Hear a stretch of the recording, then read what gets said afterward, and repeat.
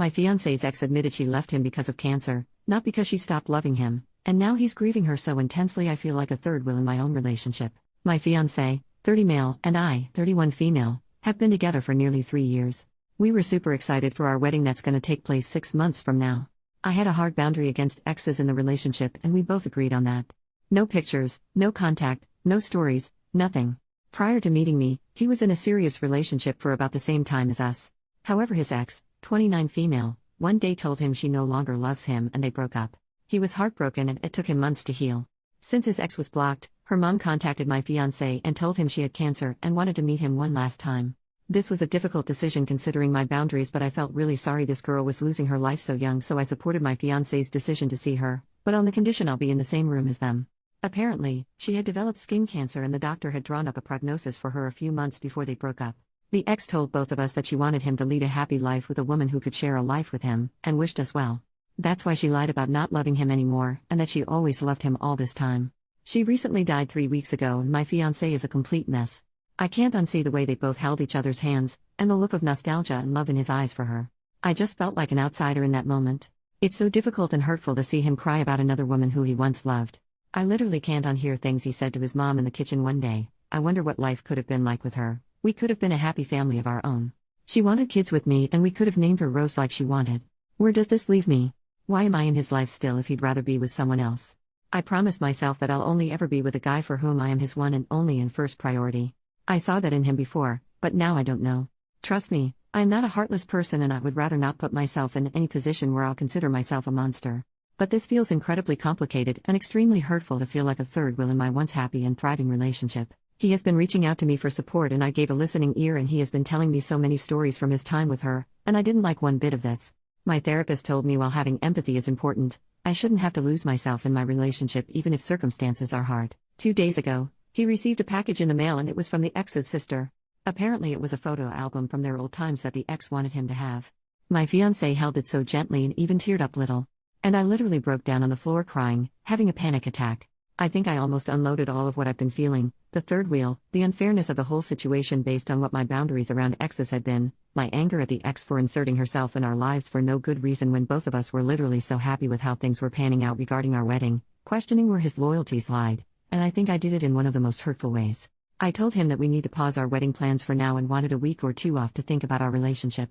I'm at my sister's place and haven't been able to sleep or eat properly ever since. It's almost as if I'm falling out of love with my fiancé and he has been calling me and texting me nonstop. I feel so guilty right now. He had self-destructive tendencies years ago and I am afraid I might trigger that. He says his ex already died and it's gonna break him if I left him too. If I left him too? Emphasis on the two, I'm just done. What the heck am I supposed to do? TLDR, I had a boundary against exes in our relationship, but my fiancé's ex, who had cancer, wanted to meet him one last time. I agreed on the condition that I would be present. During the meeting, I saw their lingering affection and heard him express regrets about their past. Now I feel like a third wheel and question his loyalty. I've asked for a break from our wedding plans and I'm struggling with my feelings. He's been reaching out, but I'm afraid of triggering his past suicidal tendencies. I'm feeling guilty and unsure about our future. Update 3 days later, to those of you who had the most vile things to say to me, maybe because you have the baggage of a widower or plain no relationship experience or can't understand that human emotions are complex, your lack of awareness is showing. After the initial shock of those judgmental comments wore off, I decided it was better to completely disregard any judgment that questioned my boundaries and how I handled my feelings. There simply cannot be 3 people in this relationship and I refuse to believe otherwise. Many of you thought they could do better by teaching me about marriage vows, but all of you are forgetting that marriage vows also mean forsaking all others in mind, body and spirit. She might be not physically present, but he would be in a different headspace emotionally. A part of him permanently will belong to her memories and there's nothing wrong with that inherently, but it's just not for me. Some of you have different standards for partnership and that is okay. What is not okay is shaming those that have them and pretending you are better than me and would have not felt heard if you were in my shoes. I guess, on Reddit, if you can't accept downright emotionally cruel behavior from your grieving partner, you are insecure. Guess what? I'd rather be insecure than accept that my partner's heart longs for someone else. There were also some Redditors that were truly a piece of work because they assumed that my therapist was stroking my ego. Why do you assume that your opinion matters more than that of a literal professional? Lol, and no, it was she who advised me to be flexible about my boundaries when I supported my ex to see his ex. But even she didn't anticipate how bad it got with the whole love confession. Everyone who says that I am jealous of a corpse or competing with a dead person, I think you're ignoring the elephant in the room. Like, these phrases don't even make sense to me. How is it even possible to be jealous of the dead? The elephant in the room is my fiancé's emotional and relational fidelity, a full, 100% commitment to me and only me, which isn't possible if you are dating a freshly grieving widower or someone who is actively longing for another person that isn't your current partner. Plus, all of those people who are questioning my boundaries have no idea what they are talking about, and rather embody the pick-me, unbothered non-jealous girl trope on Reddit. And maybe I made a mistake in staying in that room, but I guess also not.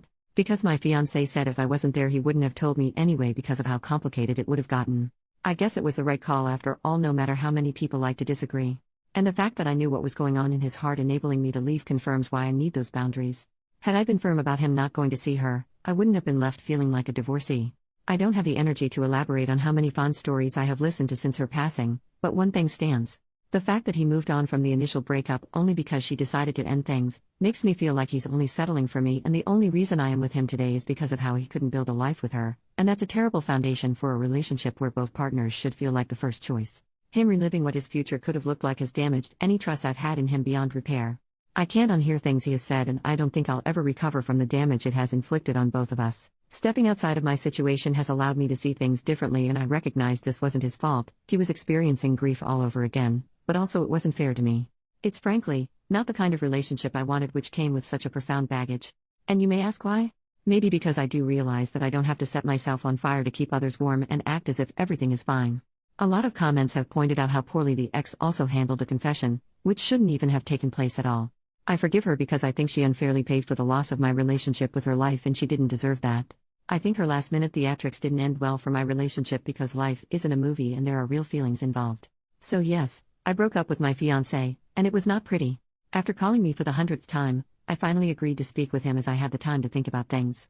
Objectively, I had been feeling pretty inadequate, second fiddle and an emotional dump pretty much, and it has wrecked with my sense of self.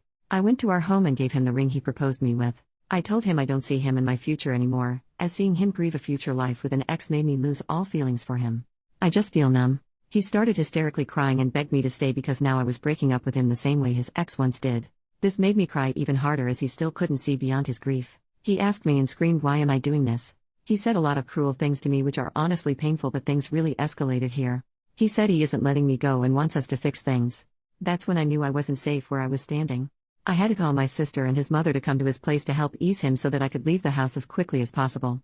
When his mom and my sister were there, here was the exchange between my now ex and I.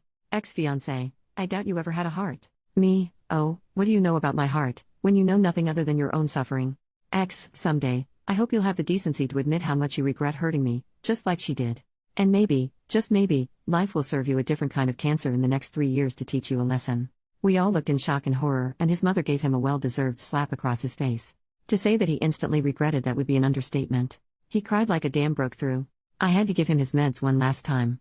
My sister muttered, "I hope you are ashamed of yourself," and grabbed my arm and took me out of the house. I might just look for welfare checkup for him as soon as I've gained some sanity and sense of normalcy. I care about him still as a person and certainly don't want to demonize him anymore, but this is not the man I fell in love with. I guess I have to stay single for a while and find someone actually worthy of my time. When I love with my full heart. And I want someone who can appreciate that. Wishing everyone, even the naysayers, peace and love. I'm going to be logging off Reddit to take care of my mental health now. I'm wishing love and peace to all who cared.